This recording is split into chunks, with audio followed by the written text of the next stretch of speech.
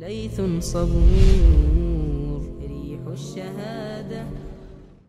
O'tgan darsda kasallik va davolanish haqida bob ketgan ekanmiz. Rasululloh sollallohu alayhi vasallam aytadilar, Alloh dard tushirgan bo'lsa, uning o'zi davosini ham tushirgan. Endi buni topish kerak faqat, ya'ni. Ayni aytadilar, sizlar davolangan narsalaring ichidan eng yaxshilaridan biri hijomadir. Buni ham ko'p o'tganmiz hadislar sharhida. Ayni aytadilar, agar biror davo dardga yetadigan bo'lsa, hijoma yetadi. Ya'ni davolaydi. Va yana Muhammad ibn Sirin aytadilar, biz Madoin shahrida edik. Bir kishi meni oldimdan o'tdi. Menga bu Kisroning hijomachisi deyildi o'sha odam haqida. Ya'ni bir paytlar Fors imperiyasi bo'lgan-ku Madoinda. O'sha yerda ana o'tib ketayotgan odam Kisroning hijomachisi bo'lgan ekan. Shuni Muhammad ibn Siringa aytishyapti. Muhammad ibn Sirin aytadi, men uni chaqirdimda, unga aytdim, sen Kisroning hijomachisi bo'lganmisan? Ha dedi. Necha marta hijoma qilgansan desam, bir marta dedi. Nega bitta qilding, boshqa qilmading desam, aytdiki, chunki u aytar ekan, men davodan eng kichigini olaman. Chunki foyda bo'lsa foydamni olgan bo'laman, zarar bo'lsa zararni ko'paytirgan bo'laman derkan Kisro. Garchi u kofir bo'lsa-da, dunyosida o'zini foydasini biladigan odam edi.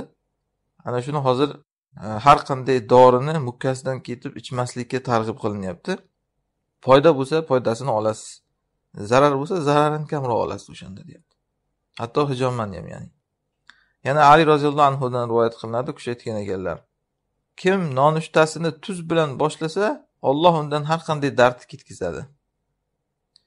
Kim har kuni 21 ta mayiz yesa va ichida hech qachon u yomon ko'rgan narsani ko'rmaydi.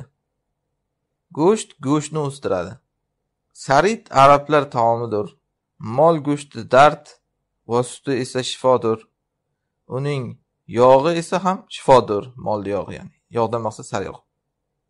Va u molli go'shtdan chiqadigan yog' esa qancha bo'lsa shuncha darddir, deyapti. Bu ya'ni charvi. Endi bu gaplar hammasi o'sha arablar tajribalaridan kelib chiqqan, bular shar'iy mezon emas, ya'ni. Yana aytadilar, sariyog'dan afzal davo yo'q. Ali roziyallohu anhu aytibdilar. Va baliq badanni eritadi, ya'ni yog'larini yoki jasadni deganlar. Va nifos ko'rgan ayolga eng afzal shifo rutobdir. Bu Qur'onda ham kelganda, Maryam tug'ib paytda Xuzzi ilayki bi jiz'in nakhli tusaqit alayki rutaban janiyya dedi Alloh. Xurmani silkitsang, yangi pishgan xurmalar to'kadi dedi. Nima uchun? Shuncha meva bor, Alloh Maryamga xurmani chiqarib qo'ygan. Demak, nifos ko'rgan ayolga eng afzal taom ana shu. Va misvok va Qur'on qiroati balg'amni ketkazadi. Misvok tushunarli, Qur'on qiroati esa og'iz tinmay harakat qilib namlanib balg'am ketadi shundan. Va kim boqiy qolishni istasa, aslida esa boqiylik yo'q, lekin uzoq qolish demoqchilar. Falyubakiril g'ada, nonushtani ertaroq qilsin. Ya'ni tongi ovqat yeyish kerak. O'sha foydali ovqat deyaptilar. Va val yukhaffifil ridaa, ridoni yengil qilsin. Ridoni yengil qilsin degani yengil kiyinsin. Odam qalin o'ram olib kasal bo'lib ketadi. Hatto sovuqda ham bunaqangi darajada qalin kiymaslik kerak. Biz buni Soydil Xotirda ham aytganmiz, issiqligini, sovuqligini olish kerak. Va ayollarga kamroq o'rlashsin. Buni ham Ibn Javziy Soydil Xotirda aytgan. Ko'p jimo erkakda iligini quritadi. Endi me'yorida, endi kamligi ham to'g'ri zarar, ko'pi ham shunday. Shuning uchun ayollarga kamroq o'rlashsin deyapti. Yana aytilgan ekan, ya amirul mu'minin, ridoni yengilligi nima deganda, endi bu majoziy ma'noda ham aytgan ekanlar, mana ridoni yengilligi deganda qarzni yengilligi deb ham tafsir qilgan ekanlar. Majoziy ma'noda bu. Ya'ni qarz olma. Chunki qarz ham odamni charchatadi-da, o'ylatib xayolini yimiradi. Yana Shurayhil Qozi aytadi. Imshi bidaik ma hamalak. Darding seni ko'tarar ekan, darding bilan yuraver. Mana bu ham kerak. Ya'ni kasal bo'lib qolsangiz, jasadingiz yotib qolgani yo'qmi? Birdan doktorga chopmang, dori-darmonga chopmang. Dardi sizni hali jasadingizni ko'taryaptimi? Ya'ni yotqizib qo'ygan yo'qmi? Yuravering. Hozir haqiqiy tabiblar ham aytadi, har narsaga doktorga borilavermaydi yoki dori ichavermaydi. Odam ichi aptika bo'lib ketib, keyin dorilar ham ta'sir qilmaydigan bo'lib qoladi. Dard ko'tarsa yuraverish kerak shuning uchun. Jasad o'zi davolaydi o'zini. Yana Hasan ibn Huraym ibn al-Ag'ar aytadi. Jisming dardni ko'tarar ekan, davoni qo'y. Bu ham yuqoriga o'xshagan gap. Kerak emas davolanish. Yana Haris ibn Kalda, arablar tabibi bo'lgan bu kishi. Shu kishidan so'ralgan ekan. Dardi yo'q, davo nima? Ya'ni hech ortidan dard kelmaydigan davolanish qanaqangi davolanish deb so'rayapti. U kishi aytgan ekanki, haqiqiy davolanish shundayki, qorningda taom borligida qorningga taom kirmasin. Ana shu davolanish degan. Mana hozir ham buni isbotlashyapti. Har qanday kasallikni ochlik bilan davolashyapti. Dieta qilib yoki har xil narsalardan taqiq qo'yib. Bu sunnat o'zi. Qoringa ovqat bor ekan, qoringa ovqat tiqma. Yana aytadi boshqa bir kishi arablardan. Taom senga ishtaha qilib turganingda taqdim qilinsa ye. Va ishtaha qilib turgan holingda dasturxoningdan ko'tarilsin degan. Ya'ni bo'ldi ko'rsam ko'nglim aynib ketyapti deydigan darajada yema ovqat deyapti. Ovqatdan to'xtashda shunday to'xtaki, dasturxondan ko'tarilib ketsa yana yegin kelib qolsin. Ana shunda kasallik kelmaydi ovqat orasidan. Va yegin kelgan paytda ham yana shu ishtaha qilgan paytingni yeyish kerak ekan, endi majburlab yemaydi ya'ni. Endi biz o'zbekchilikda mana shu narsalar umuman zid. Nimaga shunday bir ajablanadi odam. Masalan biz o'zbeklar islomiy odoblardan ko'pini olgan. Hatto o'sha ovqat yeyishda ham. Lekin ana shuni olmagan. Ye oxirigacha ye, olib qo'y qolmay qolsin. Ana shunaqa qilib majburlab tiqishaveradi. Ana shuning uchun aksar odamda qarasangiz noto'g'ri semirish, ranglar buzuqligi, kasalliklar ko'payib ketgan. Va yana aytishadi. 3 narsa insonni o'ldiradi. To'q qoringa hammom qilish, ya'ni cho'milish issiq suvda to'q qoringa. Ichkaridagi ovqatlarni aynitadi u, baribir badanga ta'sir qiladi hammom. Ikkinchisi, to'q qoringa jimo qilish. Bu ham odam qornida katta bir vazn bilan a'zolariga shikast yetkazadi. Ichki a'zolariga ya'ni. Uchinchisi, qurigan go'shtdan ko'p yeyish. Ya'ni kapchonka deyiladi-ku, arablar ham shu oftobda quritib olib qo'yishgan uni. Bu ham endi zahar aslida, ko'rinishdan achimaganga o'xshagani bilan aslida buzilgan go'sht bo'ladi u. Qurtlagan bo'ladi ko'pincha. Va yana aytishar ekan. Law amatal alila da'u ashahu ad-dawa'u. Kasalni dard o'ldirsa, davo uni yashatadi. Maqsad ya'ni bunday bitta kasalga qarab o'ldi deb hukm berma deyapti-da. Davolansa yashab ketadi. Yana Robi ibn Xasiyam aytadi. Haysam.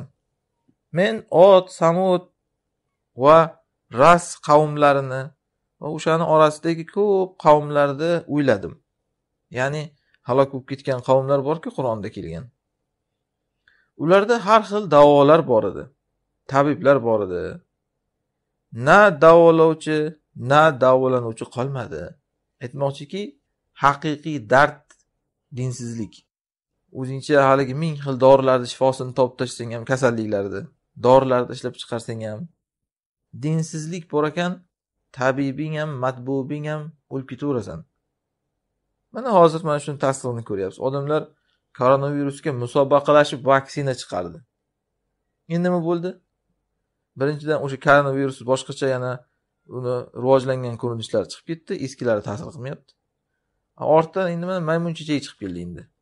Qani endi o'shancha dori-darmon, vaksinalar. Ana shu dinsizlikdan Alloh balo qilib jo'nataveradi. Tabibi ham, boshqasi ham halok bo'lib ketaveradi keyin. Yana Robi ibn Haysam kasalligida aytishgan ekan, sizga bir tabib chaqirmaylikmi? Bu kishi aytgan ekanlar, tabib menga qaradi degan. Va u kishiga nima dedi tabib deyilsa aytgan ekanlar, men xohlaganimni qiluvchiman dedi tabib. Ya'ni Alloh nazorat qilyapti tabib degan u kishi. Foydasi yo'q demoqchi. Alloh xohlagani bo'ladi. Bo'lishim kerak bo'lsa o'laman deb davolanishni istamayapti. Endi bu ham chidagan odamga joiz. Davolaninglar degan buyruq u chidamagan odamga aytilgan. Ya'ni kasallikka chidamay nolib shikoyat qilib qo'yadiganlarga. Alloh xohlaganini qilaman degan-ku Qur'onda shuni nazorat qilyapti hozir bu kishi. Bu ham Abu Dardoning so'zlaridan olingan aslida. u kishiga ham xuddi shunaqa voqea sodir bo'lgan, kasalliklarda tabib chaqiraylikmi deyishgan paytda tabib meni kasal qildi-ku o'zi deganlar. Ya'ni endi ikki xil tushunish mumkin buni. Birinchisi, agar Alloh nazarda tutgan bo'lsalar, Allohdan darddan davoyam demoqchilar. Agar haqiqiy tabibni nazarda tutgan bo'lsalar, u tabibni o'zida ham qancha o'shani ortidan ham kasallik keladi deb maqsadlari unga suyanmaslikka chaqirganlar. Bu ma'noni Tamhid kitobida ko'p rivoyatlar bilan keltirganmiz deyaptilar. Shuning uchun ham Abul Atohiya aytgan ekan mana. Tabib qancha tavobatlik va dori-darmonlik bo'lsin, bitilgan yomonlikni daf qila olmaydi.